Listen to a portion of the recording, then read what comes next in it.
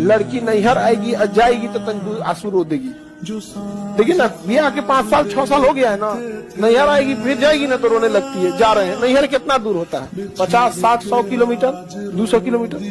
लड़का विदेश जाता है, जाते जाते कहता है ध्यान रखना, लोग अपना अपना ध्यान रखना, और उसका वहां कोई नहीं है। रात जागते थे नैना